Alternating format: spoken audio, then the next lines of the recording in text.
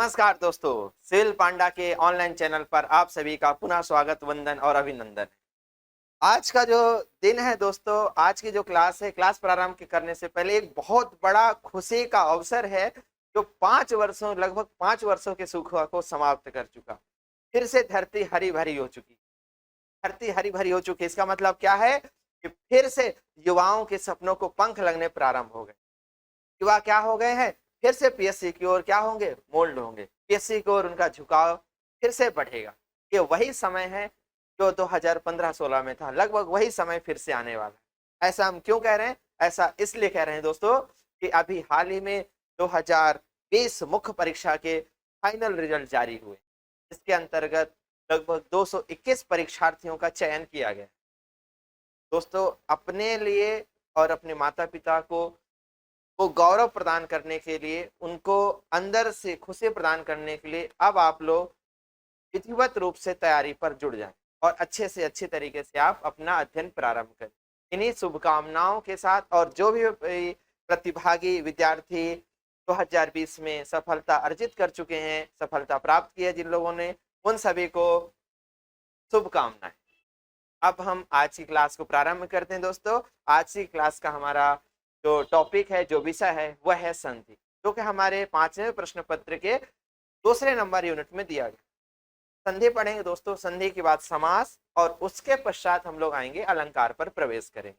ठीक है, तो चलिए आज हम चालू करते हैं संधि का, और संधि में देखेंगे किस प्रकार के प्रश्न आते हैं, किस प्रकार के प्रश्न आए हुए हैं, आपको किस लेवल का अध्ययन करना है।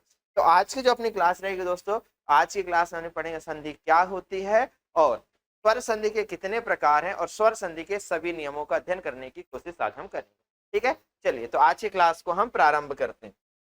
आज की क्लास को प्रारंभ करते हैं किससे? संधि के टॉपिक से।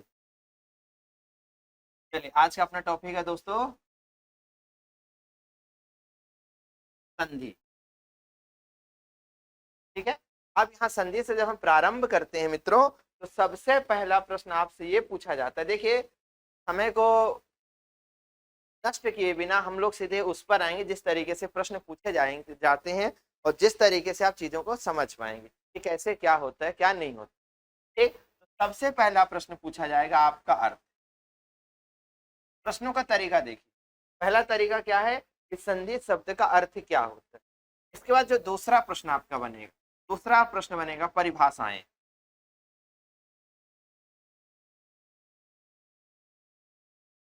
क्या बनेगा दोस्तों? दूसरा जो प्रश्न बनेगा वो बनेगा परिभाषाएं। परिभाषाएं पूछी जाएंगी कि स्वर संधि क्या होती है, व्यंजन संधि क्या होती है, विसर्ग संधि क्या होती है, स्वर संधि के कितने प्रकार होते हैं। तीसरा पॉइंट आप लिख लीजिए, प्रकार। यदि किसी संधि के प्रकार हैं तो आपसे प्रकार पूछे जाएंगे कि संधि कितने प्रकार की होती है। यदि स्वर संधि के प्रकार है तो स्वर संधि कितने प्रकार, व्यंजन के है तो व्यंजन के, नहीं है तो कोई बात ही नहीं है।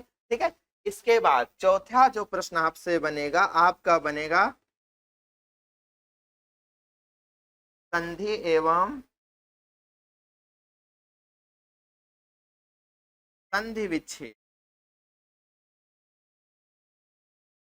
संधि एवं संधि विच्छेद का मतलब क्या हो गया दोस्तों? ऐसा आएगा जैसे आप पढ़ते हैं ना, जैसे हम एक लिख रहे हैं, विद्याधन आलय बराबर क्या बना, विद्याधन आलय बराबर आपका बनता है विद्यालय। ठीक है, तो इससे ये बनाना कहलाता है संधि करना, और इससे ये बनाना क्या कहलाता है, संधि करना। आपके ये चार आधारों पर प्रश्न पूछे जाते हैं। पांचवा प्रकार होता है दोस्तों, कोई शब्द दे देगा, उसमें बोल देगा इस शब्द में कौन सी संधि, संधि का नाम पूछा जाता है, संधि का नाम। ये पांच आधार हैं जिसपे से आपसे प्रश्न पूछे जाएंगे। कौन कौन से हैं? पांच प्रकार हैं, पांच टाइप से आपसे संधि के टॉपिक से प्रश्न पूछे जाते हैं। ठीक है, तो चलिए अब इनका अध्ययन हम क्रम से चालू करते हैं। पहले सबसे पहले हम देखते हैं कि संधि शब्द का अर्थ क्या होता है। तो दोस्तों पहला पॉइंट आप मेंशन करिए, संधि शब्द का अर्थ। क्या पूछा जा रहा है? संधि शब्द का अर्थ बताइए। तो संधि शब्द का अर्थ आपसे 3 नंबर का प्रश्न आएगा। जो स्टार्टिंग के 25 क्वेश्चन हम लोगों ने बोला था, जो दोस्तों डिस्कस किया था सिलेबस के अकॉर्डिंग, उनमें से पहला प्रश्न संधि से बनता है। संधि शब्द का अर्थ स्पष्ट की, तो आप लिखेंगे संधि शब्द का अर्थ होता है मेल या जो। क्या होता है दोस्तों? संधि शब्द का अर्थ होता है मेल या जोड़। जैसा कि हमने पिछली स्लाइड में देखा ना, विद्या और आलय जुड़कर क्या बने? विद्यालय बने कि नहीं बने? ये कहलाया संधि। तो पहला पॉइंट हो गया संधि शब्द का अर्थ। अर्थ क्या निकला? मेल या जोड़। इसके बाद दूसरा जो पॉइंट प्रश्न का आंसर निकलेगा आपका परिभाषा। वहां हमने परिभाषाएं लिखी, यहाँ पर परिभाषा लिख रहे हैं। क्यों? पहले तो हम संधि तो बता दें क्या होते हैं क्या नहीं होते। तो देखिए, जब आप परिभाषा लिखते हैं, परिभाषा में आपको कौन कौन से मूल बिंदु ध्यान रखने हैं, ठीक है? मूल पॉइंट कौन कौन से है जो आपके दिमाग में होने चाहिए, ठीक है? तो पहला बिंदु है दोस्तों आपका मेल, दूसरा है विकार, और इनके साथ आगे जुड़ जाता है आपका वर्ण। बस ये 3 चीज याद रखिए, वर्ण, मेल और विकार। तो परिभाषा आपकी कैसे बन जाएगी? 2 वर्ण लिख सकते हैं या वर्णों का लिख सकते हैं, ठीक है? हम मान लीजिए वर्णों लिखते हैं, तो वर्णों के मेल से जो विकार उत्पन्न होता है,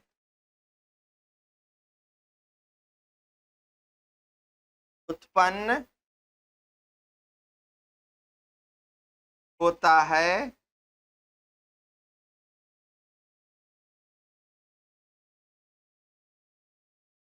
उसे संधि कहते हैं। अभी बात कंप्लीट नहीं हुई क्या? आप इतना लिखे खत्म नहीं। के बाद आप ये अर्ध विराम का साइन बनाएंगे, ये ज्यादा बड़ा हो गया है। फिर लिखेंगे उदाहरण, उदाहरण डैश करेंगे, और अंडरलाइन करना चाहे तो कर सकते हैं। फिर लिखेंगे जैसे विद्याधन आलय, बराबर क्या बना?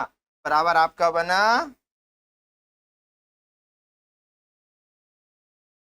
विद्यालय। और यहाँ ब्रैकेट में आप क्या लिखना नहीं भूलेंगे कि किसके किसके मध्य, इसको अंडरलाइन किया, इसको किया। तो यहाँ देखिए किसके मध्य हुई है? बड़ा आ और बड़ा आ के मध्य। क्लियर? ये आ गई आपकी परिभाषा। परिभाषा में आपको क्या अंडरलाइन करना है, यहाँ ध्यान दीजिए। वर्ण याद कर लिया, मेल कर दिया, और व्यय विकार अंडरलाइन कर दिया। अब देखिए क्या वर्ण हो रहा है, देखिए ये और ये दोनों वर्ण है कि नहीं है? बड़ा आ बड़ा आ, और इनको मिलाने से एक आ गायब होगा कि नहीं होगा? परिवर्तन होगा कि नहीं होगा? इसलिए हमने कहा आपको जब 3 नंबर में पूछा जाए कि संधि की परिभाषा लिखिए, तो आप क्या लिख के आएंगे? वर्णों के मेल से जो विकार उत्पन्न होता है उसे संधि कहते हैं। उदाहरण क्या लिखेंगे? विद्याधन आलय बराबर विद्यालय, अर्थात ब्रैकेट में आ प्लस आ, फिर लिखेंगे पूर्ण विराम। अब हो गई आपकी परिभाषा संपूर्ण, ठीक है? इसके बिना यदि आप यहीं पर पूर्ण विराम लगा देते हैं, खत्म कर देते हैं, तो आपकी परिभाषा अपूर्ण रहेगी। आप जो कहना चाहते हैं उसको प्रूफ नहीं कर पाए। यहाँ पर आपको 3 में से 2 ही नंबर मिले, परंतु हमें कितने चाहिए? 3 में से 3 नंबर चाहिए। इसलिए आपको ये पूरी परिभाषा लिखनी होगी। क्लियर? चलिए अब अगली स्लाइड में हम लोग जाते हैं। अब अगली स्लाइड में जब जाते हैं तो आपसे प्रश्न पूछा गया, ये बताइए संधि के कितने प्रकार होते हैं? क्या मान लीजिए संधि करना तो सीख लिया, लेकिन इसका विपरीत क्या होता है? संधि का उल्टा क्या होता है? संधि का उल्टा होता है संधि विच्छेद।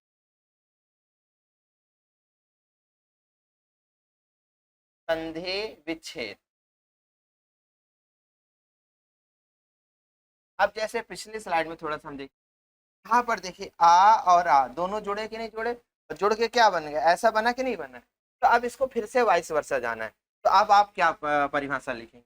संधि युक्त वर्णों को तोड़ना क्या कहलाता है? संधि विच्छेद कहलाता है। आपकी सिंपल सी परिभाषा बनेगी दोस्तों,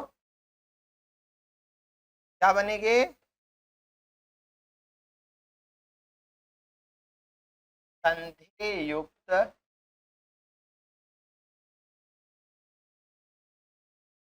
वर्णों को तोड़ना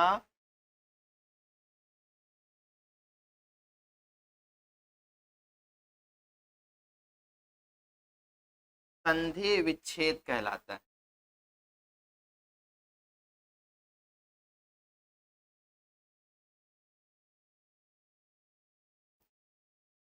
संधि युक्त वर्णों को तोड़ना क्या कहलाता है दोस्तों? संधि युक्त वर्णों को तोड़ना संधि विच्छेद कहलाता है। अब आपकी परिभाषा कंप्लीट नहीं हुई है। परिभाषा कैसे कंप्लीट होगी? जब आप उदाहरण वहां भी लिख सकते हैं, अलग से भी लिख सकते हैं। उदाहरण क्या लिखेंगे? उसी को लिखते हैं हम। विद्या धन आलय लिखा था हमने, अब उल्टा लिखते हैं। विद्या इज इक्वल टू क्या बन गया आपका? विद्या धन आलय। अब ब्रैकेट में क्या लिखेंगे? बड़ा आ इज इक्वल टू आ प्लस आ। देखिए एक, देखिए यहाँ अंडरलाइन करेंगे आप एग्जाम में भी, बड़ा था हुआ ना, फिर यहाँ करेंगे, एक यहाँ से बड़ा निकला, एक ये बड़ा। ये कैसे निकले? क्योंकि यहाँ से हमने उठाया था ये बड़ा।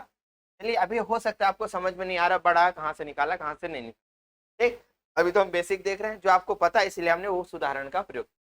ये कहाँ से बना है?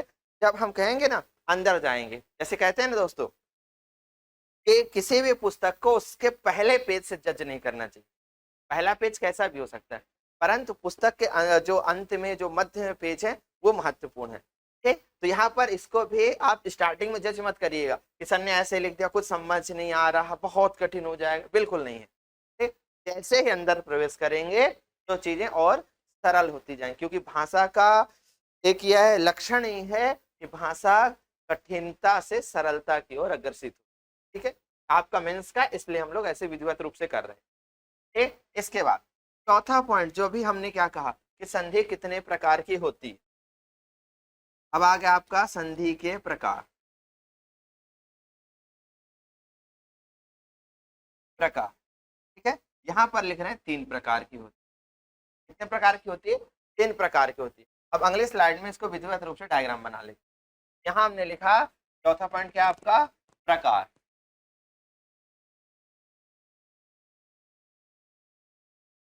प्रकार, इसके प्रकार लिखने हैं दोस्तों, हमें लिखने हैं संधि के प्रकार की। संधि कितने प्रकार की होती है, कितने प्रकार की नहीं। हेडिंग तो डाल ही दिया था, यहाँ पर अपन फ्लो चार्ट बनाते हैं जिससे आपका स्टार्टिंग 3 नंबर के क्वेश्चन है वो कवर हो जाए।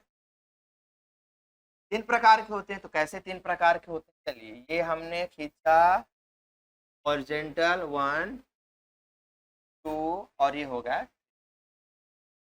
क्लियर। अब पहला कौन सा है?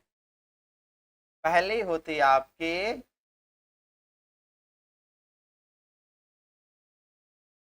स्वर संधि। दूसरी कौन सी होती है?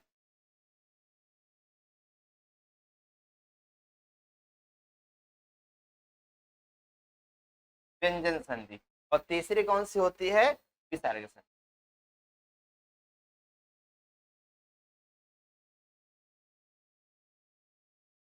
दोस्तों हम लोग स्वर संधि आज कंप्लीट करने की कोशिश करेंगे पूर्णतः। व्यंजन संधि हम लोग अगली क्लास में कंप्लीट करेंगे और विसर्ग संधि हम लोग तीसरी क्लास में कंप्लीट करेंगे। ठीक है, तो चलिए यहाँ पर हम लोग अध्ययन प्रारंभ करते हैं। अब यहाँ पर जब प्रकार की बात है थोड़ा सा यहाँ पर और डिस्कस कर लेते हैं कि प्रकार कैसे क्या है।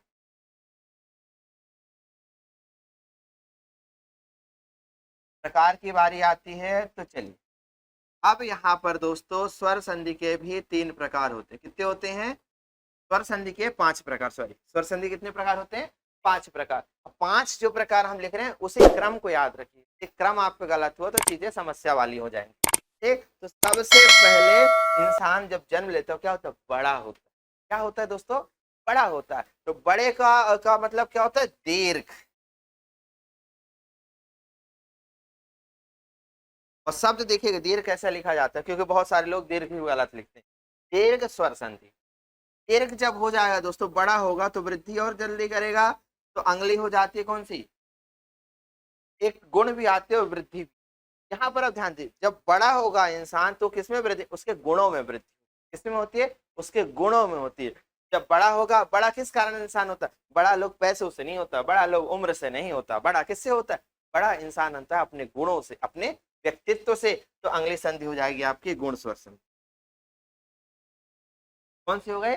गुण स्वर संधि। इसके बाद तीसरी आपकी क्या हो जाएगी? पहली दीर्घ, दूसरी गुण। जब आपके अंदर और अच्छे अच्छे गुण आ जाएंगे तो आप क्या करेंगे? आगे और प्रसिद्ध होते जाएंगे, तो क्या होगा? आपके यश और कीर्ति में वृद्धि होगी। तो अगली संधि कौन सी हो गई? वृद्धि स्वर संधि। वृद्धि हो गई। इसके बाद क्या होता है? धीरे धीरे कुछ पतन होना चालू होता है, तो पतन के क्रम में जो संधि आती है उसे हम कहते हैं यण स्वर संधि। और आखिरी होती है मित्रों, कौन सी होती है? अयादि। आप अपने पूर्णत्व को प्राप्त करने का प्रारंभ कहां से होता है? आपके पूर्णत्व की अवस्था कहां से प्राप्त होती है? वो होती है अयादि स्वर संधि। इस प्रकार से आपसे प्रश्न पूछा जाए स्वर संधि के कितने प्रकार होते हैं, तो आपका आंसर क्या हो जाएगा? 5 प्रकार होते हैं। 3 नंबर का एक प्रश्न आ गया, मान लीजिए कि ये बताइए कि स्वर संधि के 5 प्रकार कौन कौन? क्या स्वर संधि के जितने भी प्रकार हैं उनके नाम लिखिए। तो कितने हुए? पहला हो गया दीर्घ स्वर संधि, नाम हो गया। दूसरा गुण स्वर संधि, तीसरा वृद्धि स्वर संधि, चौथा यण स्वर संधि, और पांचवा हो गया अयादि स्वर। क्लियर हो गया? अब आपसे देखिए इनकी परिभाषाएं पूछी जा सकती। यहाँ पर फ्लो चार्ट में थोड़ी सी चीजें लिखते हैं, इस फ्लो चार्ट को आप अच्छे से बना लीजिए। हम पूरे की लिख रहे हैं पहचान। क्या लिख रहे हैं? पहचान। तो दीर्घ संधि की पहचान होती है आपकी बड़ा अ, बड़ी ई, बड़ा उ। क्या होती है दोस्तों? बड़ा अ, बड़ी ई और बड़ा उ। इसी प्रकार से गुण स्वर संधि की पहचान क्या होती है? आप हमेशा याद रखिएगा, यदि एक चोटी वाली दिख जाए तो कौन है? गुण है। एक चोटी, एक सींग वाली कोई यूनिक इंसान दिख जाए, यूनिक जानवर दिख जाए, यूनिक कोई दिख जाता है, उसमें क्या? गुण ही गुण है। ये क्या कहते हैं? गुण स्वर संधि। मतलब इसकी पहचान है। पहचान में तो ए और ओ होता है, परंतु इससे आप पहचान नहीं पाएंगे। इसमें आप लिख लेंगे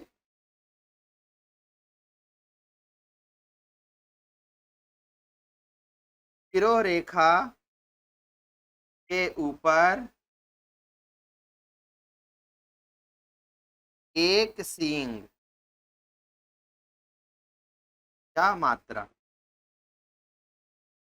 तब वो किसका उदाहरण हो जाएगा? गुण स्वर संधि का हो जाएगा। फिर आते हैं वृद्धि स्वर संधि में। तो वृद्धि स्वर संधि का उदाहरण क्या होगा? तो अब देखिए, वृद्धि का मतलब बड़ा। अब ये गुण आ गए, ए और ओ हो गए ना, तो वहां पर क्या हो जाएंगे? वहां पर आपके हो जाएंगे दोस्तों आई और औ। मतलब सिंपल से शब्दों में बोला जाए, ग्रीन से लिखा आप ध्यान दीजिएगा, व्हाइट कलर किसका? गुण का है, और ग्रीन किसमें? वृद्धि में। क्या हो जाएगा? दो मात्रा। दो मात्रा यदि लगे तो किसका उदाहरण हो जाएगा? वृद्धि स्वर संधि का हो जाएगा। अब हमने कहा यण में क्या होता है? यण में पतन चालू हो जाता है। पतन मतलब इसमें आपको क्या ध्यान देना है? सबसे महत्वपूर्ण, सबसे महत्वपूर्ण आपको क्या ध्यान देना है? यहां पर आपको ध्यान देना है क्या पा के पूर्व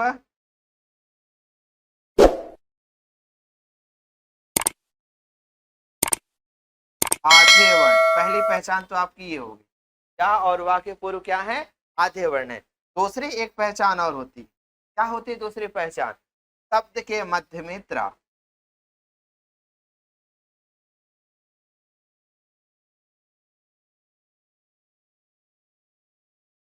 मध्य में यदि त्रा त्रिशूल आपको दिख जाए तो आप समझिएगा उस शब्द में कौन सी संधि है? उस शब्द में आपकी यण स्वर संधि। कौन सी है? यण स्वर संधि। देखिए गुण में एक पॉइंट कम हो गया स्पेस की कमी के कारण। आप लिख सकते हैं, क्या लिख सकते हैं? अंतिम वर्ण के ऊपर के ऊपर रा की रेफ, जो ऐसे लगती। क्लियर? स्पष्ट है? आप लोगों को दिखाई दे रहा होगा अच्छे तरीके से कि क्या लिखा गया है। ठीक है, अब हम आते हैं अयादि में। अयादि मतलब हमने कहा अब इस अमृत को प्राप्त कर लेंगे हम। ठीक, कहते हैं ना अमृत फूलता है यहाँ। ठीक, तो अब यहाँ पर अमृत कैसे आता है? या और वा के पूर्व आधे वर्ण हो रहे थे कि नहीं हो रहे थे। अब यहां पर केवल क्या पहचान है, देखिए, या वा के पूर्व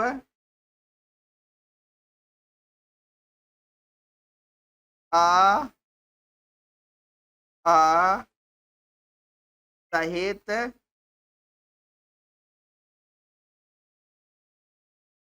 पूरे वर्ण। आ लग गया दोस्तों तो ऐसे ही पूरे हो जाएंगे, लेकिन अपन लिख लेते हैं जिससे समझ में आ जाए। ठीक, ये आपकी पहचान है किसके, इनके दीर्घ संधि, गुण संधि, वृद्धि, यण और आयादी। ये आपको ये वाला जो चार्ट है ये याद रखना है, तभी आप प्रश्नों को बहुत ही अच्छी तरीके से सॉल्व कर पाएंगे, वरना नहीं समस्या उत्पन्न हो जाएगी और जो हमें 3 नंबर 2 नंबर मिलने वाले हैं वो क्या हो जाएंगे, वो शून्य में बदलते उनको देर नहीं लगेगी। कैसे हो जाएगा, जैसे कहते हैं ना मौसम की तरह लोग बदलते हैं, तो वैसे ही आपके नंबर भी मौसम की गति से ही बदलेंगे। 3 से कब 0 हो जाएंगे, 2 से कब 0 हो जाएंगे आपको भी ज्ञात नहीं होगा। इसलिए ये जो चार्ट बना हुआ है ओवरऑल, इसको आप क्या करेंगे, अच्छे तरीके से पढ़ेंगे और इसको बनाएंगे अपनी फेयर बुक। ठीक है, इसके बाद अब आपसे पूछ लिया जाए दोस्तों, स्वर संधि को परिभाषित, क्या पूछ लिया गया, स्वर संधि को परिभाषित की, स्वर संधि की क्या परिभाषा, तो क्या बताएंगे। केवल देखिए आगे हम लोग डिस्कस करेंगे परिभाषाओं का, लेकिन आपको याद रखना है सभी परिभाषाओं, चाहे व्यंजन संधि हो या चाहे विसर्ग संधि, सभी की परिभाषाओं में आपको विकार शब्द का प्रयोग अवश्य करना। किसका करना है, विकार शब्द का प्रयोग आपको अवश्य करना है। बिना विकार शब्द के प्रयोग के आपकी संधि संपूर्ण नहीं होगी, उसकी परिभाषा संपूर्ण नहीं होगी। ठीक है, चलिए अब हम अगली स्लाइड में आते हैं जहां हम स्वर संधि की परिभाषा की चर्चा करें। ठीक है, व्यंजन संधि की परिभाषा हम व्यंजन संधि में करेंगे और विसर्ग संधि विसर्ग संधि में करेंगे, फिर वहां पर जब विसर्ग पढ़ेंगे वहां पर हम लोग कंबाइन देख लेंगे। चलिए, अब हेडिंग डाला हमने यहाँ पर स्वर संधि।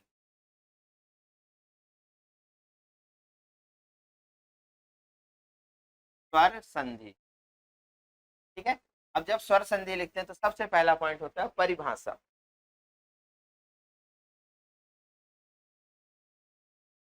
पहले ही पॉइंट लिखा दोस्तों हमने परिभाषा। परिभाषा लिखते समय आप क्या ध्यान देंगे, कैसे लिखेंगे परिभाषा, ये भी सबसे महत्वपूर्ण है। तो परिभाषा में एक यूनिवर्सल पॉइंट है जो इस बॉक्स में हम बना रहे हैं, विकार, और दूसरा है वर्ण। इन दोनों का उपयोग करके हम परिभाषा बनाए, क्या करेंगे, इन दोनों का। अब नाम क्या लिखा है, स्वर लिखा है कि नहीं लिखा है, तो इसी के अकॉर्डिंग जाते हैं, क्या बोलेंगे, देखिए प्लस का साइन आ रहा था, संधि में हमेशा प्लस का आता है, एक इधर एक उधर पद होते, ये भी हम लोग डिस्कस करेंगे। कैसे, देखिए यहाँ पर उतनी आवश्यकता नहीं है, लेकिन यहाँ पर ये देखिए पद थोड़ा सा देख लीजिए कि संधि कैसे होती है, किन किन वर्णों के मध्य होती है, इसकी परिभाषा से पूर्व थोड़ी आपके ये कॉन्सेप्ट भी क्लियर हो जाए, नहीं तो पता चले आगे हम बढ़ते जाएं आपके ये कॉन्सेप्ट ही क्लियर ना रहे कि संधि आखिर किनके किनके मध्य होती है। ठीक है, इस परिभाषा के पहले हम देख लेते हैं संधि किन किन शब्दों के मध्य होती है, किसके किसके मध्य नहीं होती। चलिए ये टॉपिक थोड़ा हम स्किप करते हैं, इस टॉपिक को हम बाद में लेंगे। क्या करेंगे दोस्तों, इस टॉपिक को हम बाद में लेते हैं, चालू करते हैं। सबसे पहले संधि किनके मध्य होती है, हेडिंग डालें आप, संधि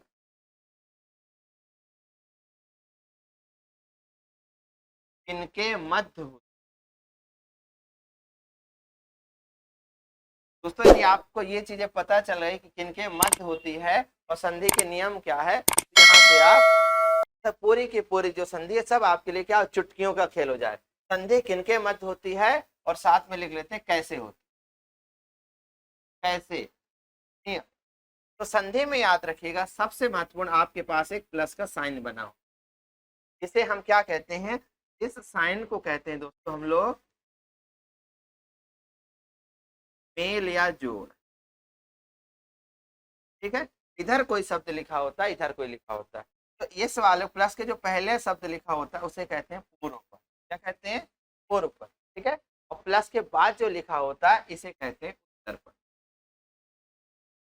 क्या आपको समास में भी काम आएगा, देख लिया। अब आगे देखिए, अब आगे कैसी चीजें बढ़ती हैं अगले पॉइंट में देखते हैं।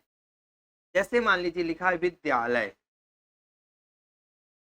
विद्या लिखा है और इधर लिखा है आलय, यहीं से संधि का कार्यक्रम चालू हो जाता है। ऐसे यदि कोई ऐसा तो आपके सम्मुख दिया गया हो कि आप कोई शब्द दिए टूटे हुए और पूछ कह दिया जाए कि इनके संधि क्या हो, तो आपका स्टेज कैसे चलता, किन किन वर्णों के मध्य संधि होती। तो याद रखिए जो पूर्व पद है, क्या है, ये जो पूर्व पद लिखा, क्या लिखा है, पूर्व पद लिखा हुआ है ना, इसका जो अंतिम होगा तो आपको यहाँ जाना पड़ेगा अंतिम में।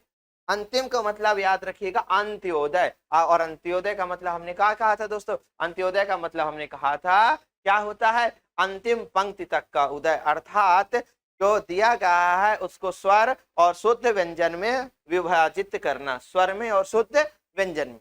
तो आखिरी वाले को उठाएंगे आप इसको, तो आप देखेंगे धा में यदि हलंत लगाते हैं बड़ा आ निकल कर आता, जो हम लोगों ने वर्ण विच्छेद में पढ़ा। तो इसका आखिरी क्या निकला, इसका आखिरी निकला मित्रों, देखिए गौर से, क्या निकला इसका आखिरी आ, निकला कि नहीं निकला। बस आपको इधर ही ये अलग करने की रणनीति अपनानी है, इधर नहीं अपना, क्योंकि ये वास्तव में अपने से दिख जाएगा। इधर क्या है, इधर से आपको आ वैसे भी दिख गया। अब देखिए प्लस के बिल्कुल पहले क्या होता है, क्योंकि हमने क्या कहा संधि दो समीप वर्णों के मध्य होती है, किसके मध्य होती है, दो समीप वर्ण। एक पॉइंट ये भी याद रखिएगा, दो समीप वर्णों के मध्य संधि सदैव किसके मध्य होती है, दो समीप। जो प्लस के बिल्कुल पहले होता है, प्लस के संधि का रूल ही है दोस्तों, जो प्लस साइन है उसके अगल बगल वाले लोग ही आपस में मेल करेंगे, बाकी लोग मेल नहीं करते, बाकियों में कोई भी किसी प्रकार का परिवर्तन नहीं आता है। ठीक है, तो अब देखिए संधि किसके मध्य होगी, इसके और इसके मध्य, अर्थात पूर्व पद के अंतिम वर्ण आप कह सकते हैं किसके मध्य होती है, पूर्व पद के अंतिम और उत्तर पद के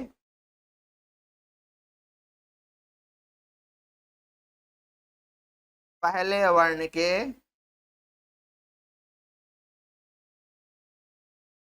पूर्व पद के अंतिम और उत्तर पद के पहले वर्ण के। तो अब यहां से देख लीजिए, अब वर्ण है तो आपको पता है ये पूरा का पूरा क्या है, ये पूरा का पूरा आपका अक्षर है कि नहीं है। इस अक्षर को आपको किसमें बदलना, वर्ण में बदलना है। जब तक आप वर्ण में नहीं बदलेंगे तब तक किसी भी प्रकार की कोई संधि की गुंजाइश नहीं है, याद रखिएगा। तो बदला तो आ निकला कि नहीं निकला। तो अब यहां से आप देखेंगे किसके मध्य, पूर्व पद के अंतिम वर्ण और उत्तर पद के पहले, ये निकाल लिया, पहला स्टेज आपको ये हो जाए। इसके बाद करेंगे यहाँ भी स्वर आ रहा है, यहाँ भी स्वर आ रहा है, यदि दोनों ओर स्वर आते हैं तो आपकी सदैव वो स्वर संधि हो। बाकी नियम के अनुसार देखेंगे यहाँ पर स्वर की संधि का कौन सा भेद है कौन सा नहीं है, समझ में आया कि नहीं आया। और यदि किसी भी ओर एक और व्यंजन आ जाता है तो आपकी वो व्यंजन संधि हो जाएगी। क्या हुआ, यदि दोनों ओर स्वर आते हैं तो स्वर संधि, किसी भी एक और व्यंजन आ जाता है तो व्यंजन संधि हो जाएगी। और यदि ऐसा के आ गया तो अटल सत्य वो विसर्ग संधि। ये हो गया आपका संधि इनके मध्य होती है, कैसे होती है, कैसे हम पहचानते हैं कि संधि में स्वर संधि है, व्यंजन संधि है, विसर्ग संधि, ये बेसिक चीज है। मान लीजिए जैसे हमने लिखा एक प्लस गज, क्या लिखा दोस्तों, एक प्लस गज लिखा, ठीक है ना। जब दिक प्लस गज लिखा है तो देखिए कैसे पहचाने इसमें कौन सी संधि है, चलिए स्टेप जाते हैं। यहाँ देखिए इसका अंतिम ये वर्ण है या अक्षर है, तो वर्ण ही दिख गया, मतलब इसके खंड नहीं होंगे। इधर क्या लिखा ग, इधर उत्तर पद में जो पहला वर्ण हो उसके खंड करने की कोई आवश्यकता नहीं है, क्योंकि जो भी स्वर होगा वो तो पीछे लगा होगा, स्टार्टिंग में तो व्यंजन ही होगा। तो देखिए ये क्या आया, इधर व्यंजन आ गया और इधर ये भी क्या है व्यंजन, दोनों ओर व्यंजन आ गया, तो क्या उनसे संधि होगी, व्यंजन संधि होगी। इससे एक और व्यंजन आ जाता तो भी क्या हो जाती, व्यंजन संधि। इस प्रकार अभी आपने सीख लिया कि स्वर संधि की कैसे पहचानते हैं, व्यंजन संधि को कैसे पहचानते हैं, और विसर्ग संधि को आप कैसे पहचानेंगे। ठीक है, चलिए अब जैसा कि हम लोग इस स्लाइड में पूरे प्रकार पढ़े थे, अब अगली स्लाइड में हम लोग जाते हैं। तो क्या पढ़ना चालू करते हैं दोस्तों, अब चालू करते हैं इनके परिभाषाएं पढ़ना। ठीक है दोस्तों, तो चलिए परिभाषा पे आते हैं। सबसे पहली परिभाषा हमें पढ़ना है स्वर संधि।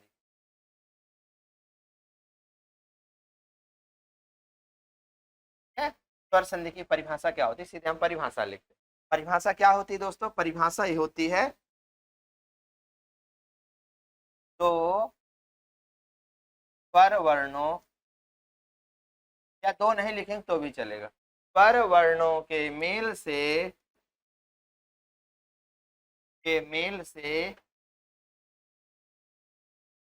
जो विकार उत्पन्न होता है, स्वर वर्णों के मेल से जो विकार उत्पन्न होता है उसे स्वर संधि कहते हैं। क्या कहते हैं?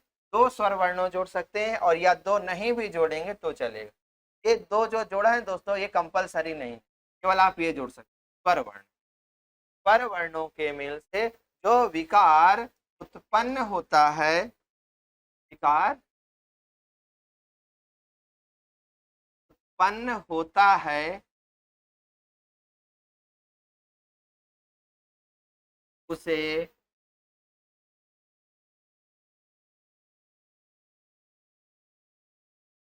स्वर संधि कहते हैं। फिर आप लिखेंगे उदाहरण। क्या लिखेंगे?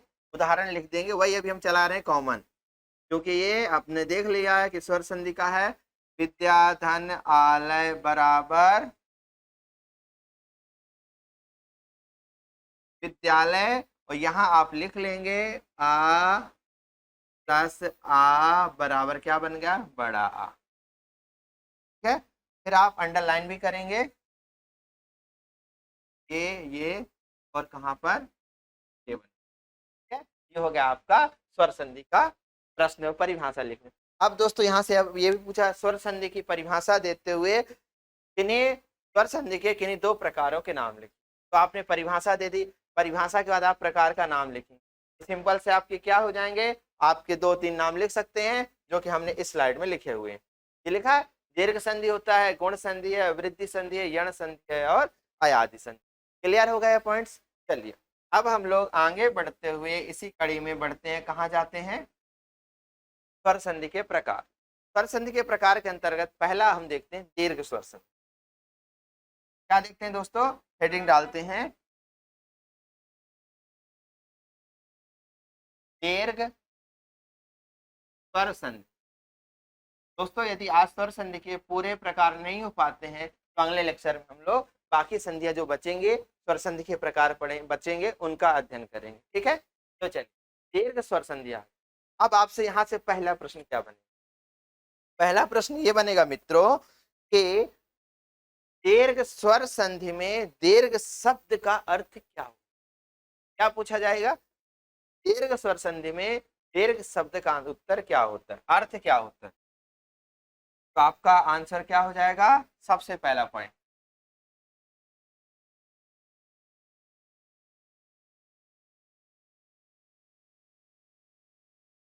दीर्घ शब्द का अर्थ। अर्थ ऐसे डैश करके लिखोगे। क्या होता है? दीर्घ का मतलब अभी हमने देखा बड़ा। क्या होता है? बड़ा। तो दीर्घ स्वर संधि में दीर्घ शब्द का अर्थ क्या होता है? बड़ा। अब अगला प्रश्न देखिए। अगला प्रश्न पूछा जा सकता है दीर्घ स्वर संधि को परिभाषित कीजिए, या दीर्घ स्वर संधि की परिभाषा लिखिए। जब भी आपसे ऐसा पूछा जाएगा तो हमारे दिमाग में पहली चीज क्लियर हो चुकी है, विकार स्वर है तो स्वर होगा। बस आपको प्रयोग क्या करना है? इसमें सजाती। क्या शब्द है आपके लिए की पॉइंट? सजाती। बाकी एक नॉर्मल जो शब्द बताते हैं आप वो भी कर सकते हैं कि आ का मेल, आ से ई का मेल, ई से उ का मेल, उ हो से होने पर क्रमशः आ ई उ हो जाते, इसे ही क्या कहते हैं? दीर्घ स्वर संधि। परंतु इसके लिए हम लोगों ने जब क्या पढ़े हैं, वर्णमाला हम लोगों ने जब अध्ययन किया है, स्वर के बारे में अध्ययन किया, तब हम लोगों ने स्वर का एक प्रकार पढ़ा था सजाती और विजाती। सजाती क्या होते? जो एक जैसे स्वर होते हैं। विजाती क्या होते? अलग अलग। ये प्रकृति होती है उच्चारण के आधार पर, बोलने के तरीके के आधार पर। ठीक है, तो आप परिभाषा में ये पॉइंट जो है वो हम पहले लिख रहे हैं सजाती। बस इसको आप याद रखेंगे तो बहुत अच्छी परिभाषा आपकी हो जाएगी। तो चलिए इसकी परिभाषा लिखते हैं। क्या बनेगी? सजाती स्वर वर्णों के मेल से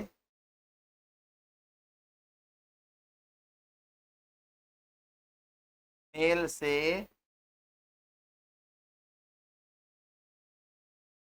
उत्पन्न होने वाले विकार को जो विकार लिख दी, जो लिखा है तो जो विकार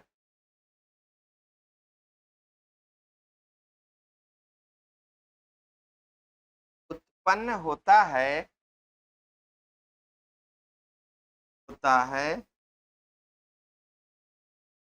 से दीर्घ स्वर संधि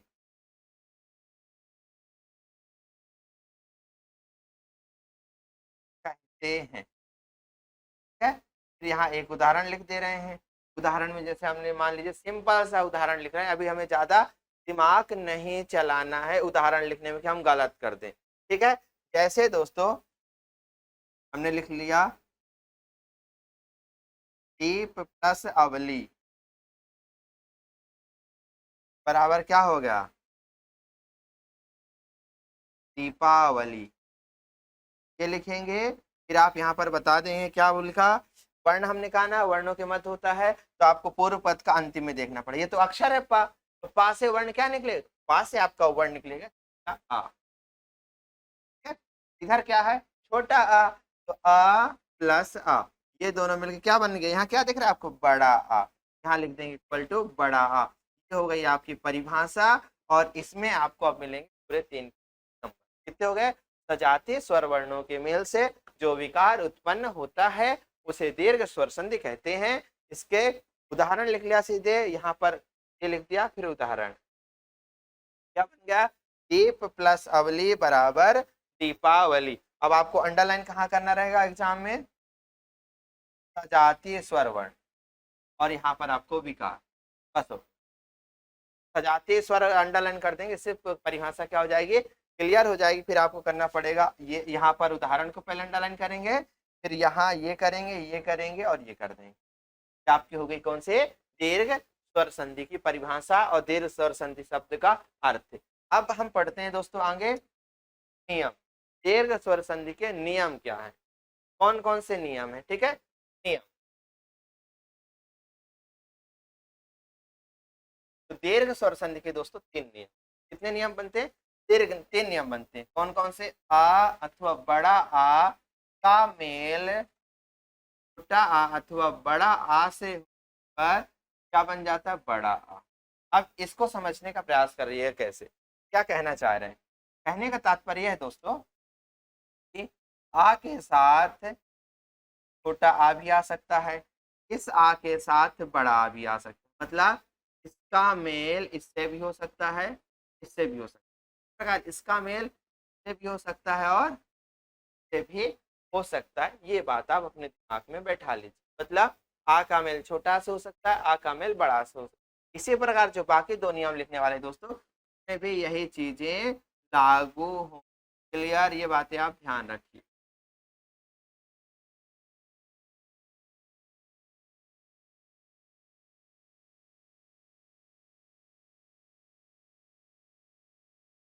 ठीक, ठीक है दोस्तों, अब पहला नियम ये हो गया। अब नियम नंबर 2 लिख, छोटे ए अथवा बड़े ए का मेल छोटे ए अथवा बड़े ए से होने पर क्या हो जाता है, क्या बन जाता है, बड़ी ई से हो जाता है। मतलब किसी भी प्रकार के छोटा छोटा मिले चाहे बड़ा छोटा मिले, चाहे छोटा बड़ा मिले चाहे बड़ा बड़ा मिले, सभी परिस्थितियों हमेशा बड़ा ही बनेगा, इसीलिए इसका नाम क्या है, दीर्घ संधि। इसी के बाद तीसरा आता है दोस्तों, छोटा ऊ अथवा बड़ा ऊ का मेल किससे हो, छोटा ऊ अथवा बड़ा ऊ से, दोनों ही परिस्थितियों में आपका बनेगा क्या, बड़ा ऊ। ठीक, इसको आप इस रूप में लिख सकते हैं, तो लिखा हमने आगे अपन समझे, इसको आप इस रूप में भी लिख सकते हैं। कि आप इंग्लिश मीडियम के विद्यार्थी हैं तो आपको इनकी मात्राएं लगाने में भी प्रॉब्लम्स आ सकती हैं, इसलिए हमने यहीं पर इनको क्या कर लिया, परिवर्तित कर लिया है। ठीक, चलिए कुछ उदाहरण लिखते हैं, फिर इसके बाद आज की क्लास को हम लोग समाप्त करते हैं। ठीक, जैसा कि समय भी आप देख रहे होंगे कि समय भी बोल रहा है कि सर थोड़ा स्पीड में किया जाए, है ना, तो चलिए समय आप लोग देखते जाइएगा और बताते चलिएगा खुद को कि कितना समय हुआ कितना समय नहीं हुआ है।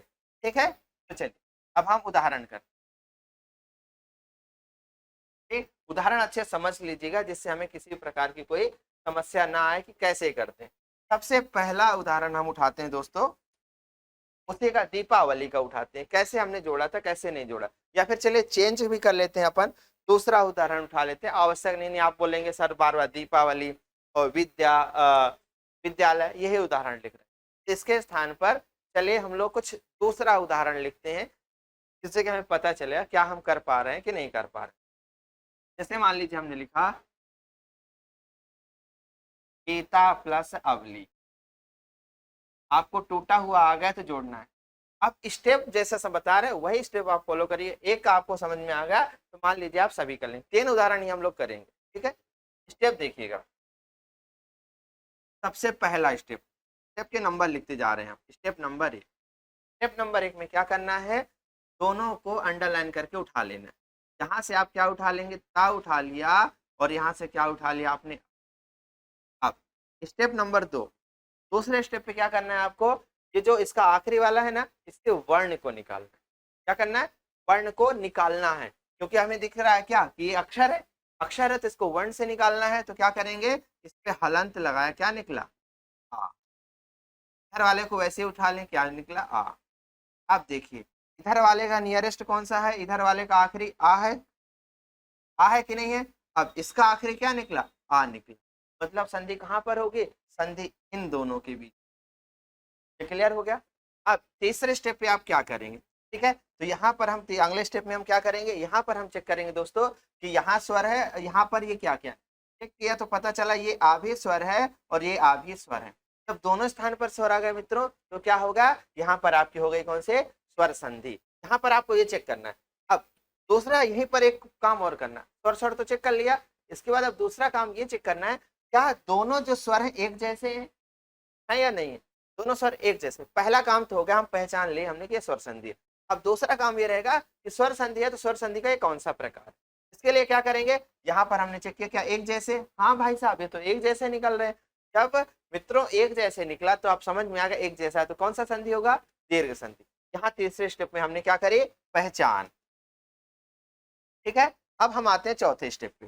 जब चौथे स्टेप में आए तो अब हमें नियम लगाना है। हमने क्या पहचान लिया, यहाँ पर दीर्घ संधि है तो दीर्घ संधि का कौन सा नियम, आ प्लस आ, मतलब एक जैसा बड़ा तो बनना है। तो अब हम बना देंगे, ता में हलंत लगाया प्लस ये दोनों सब्स्टिट्यूट क्या बन गए, बड़ा आ। अब देखिए ये हो गया कि नहीं हो गया। अब हमेशा देखिए आ के हलंत से पक्की वाली दुश्मनी हो, आ की आ से क्या होती, पक्के वाले दुश्मनी। इस आ से ये हलंत कट गया कि नहीं कट गया, इससे क्या बन गया आपका, इससे आपका बन गया बड़ा ता। क्या बन गया दोस्तों, बड़ा ता बन गया। आप कुछ नहीं करना, ये जो था ना पोर्शन देखिए,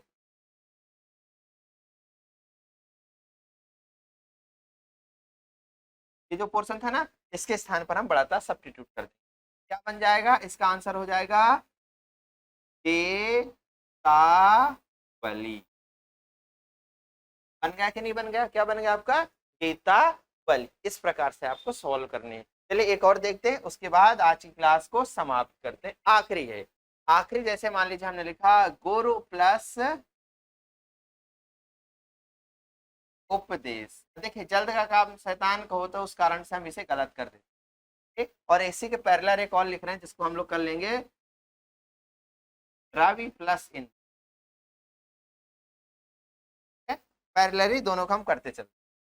सबसे पहला स्टेप क्या होगा, इससे वर्णों को उठाना है। इसमें हलंत लगाए तो कौन सा वर्ण निकले, कौन सा मात्रा है, छोटा ऊ की मात्रा है। क्या निकला दोस्तों, छोटा ऊ। इधर से क्या निकला, छोटा ऊ। अब देखिए हमने देख लिया दोनों ओर स्वर है तो स्वर संधि है। इसके बाद हमने क्या, एक जैसे स्वर है क्या, बिल्कुल एक जैसे हैं। तो कौन सी है, दीर्घ स्वर संधि है। अब दीर्घ स्वर संधि तो नियम क्या लगेगा, नियम लगेगा ये छोटा ऊ और छोटा ऊ मिलकर क्या बन जाएंगे, बड़ा ऊ। ये हो गया आपका बड़ा ऊ। अब रा के साथ यदि आपको डायरेक्टली जोड़ना आता है बड़ा ऊ तो अच्छी बात है, नहीं आता है तो आप ऐसे बदल सकते हैं, इसको बदल लीजिए इस रूप, ठीक है। तो अब हमें पता है हलंत और आ की दुश्मनी होती है तो हलंत से आ कट जाएगा और इन दोनों का मेल क्या बन जाएगा, रा। रा में बड़ा ऊ की मात्रा कैसे लगाई जाती है दोस्तों, तो ऐसे ये थोड़ी सी लाइन खींचते हैं अपन, फिर ऐसे गोल गोल घुमा दिया जाता है, क्या आपका हो गया बड़ा ऊ, ठीक है। और छोटा ऊ कैसे लगाते, ऐसे लगाते, याद रखिए। जब रा में छोटा ऊ की मात्रा लगाई जाती है तो गोल गोल हम नहीं घुमाते हैं, लेकिन जब बड़ा ऊ की मात्रा लगाते हैं तो हम गोल गोल घुमा देते हैं। ये क्या बन गया, बड़ा ऊ बन गया ना। अब जो बच रहे हैं उनको लिख दीजिए, क्या बना, गो रो प, ये आपकी हो गई संधि। क्लियर। इसी प्रकार रवि धन इंद्र में देखते हैं, इसमें वर्तनी शुद्धिकरण भी आप समझ जाएंगे। कैसे दोस्तों, यहां से हमने और यहां से वर्णों को उठाया, यहां से एक आपका वा में हलंत लगाएंगे तो छोटी ई निकला, यहाँ से क्या निकला, छोटी। अब हम जो स्टेप में आते हैं तो यहाँ देखा ये स्वर स्वर है, बिल्कुल तो स्वर संधि है साहब। अब जनाब आगे बढ़ते हैं तो हमने देखा क्या एक जैसे स्वर वर्ण दिखते हैं, हाँ बिल्कुल है। तो यहाँ पर कौन सा लगा, दीर्घ संधि का नियम लगा, और छोटे ई और छोटे ई के अंदर क्या बने, बड़ी ई बन गए ना। अब बड़े ई की आप डायरेक्टली मात्रा लगा सकते हैं इस पर, तो अच्छी बात है। मान लीजिए आपको मात्रा लगाने में डिफिकल्टीज आ रही है तो आप क्या करेंगे, इसको बदल दिया आपने इस रूप, ठीक है, इस रूप में बदल दिया। आप देखिएगा हलंत से आ कट जाएगा तो कैसा बन जाएगा, ये बन जाएगा आपका ऐसा, तो क्या होगा, रा वी आधन्ना और द्रा, ठीक, इस प्रकार से आपका बन गया रविंद्र। ठीक है दोस्तों, इस प्रकार से आज की हमारी क्लास समाप्त होती है, और अगली क्लास में हम लोग अध्ययन करेंगे किसके बारे में, स्वर संधि के जो अन्य प्रकार बचे उनका अध्ययन करेंगे। तब तक के लिए मैं केपी गुप्ता आप लोगों से अनुमति लेता हूँ। नमस्कार।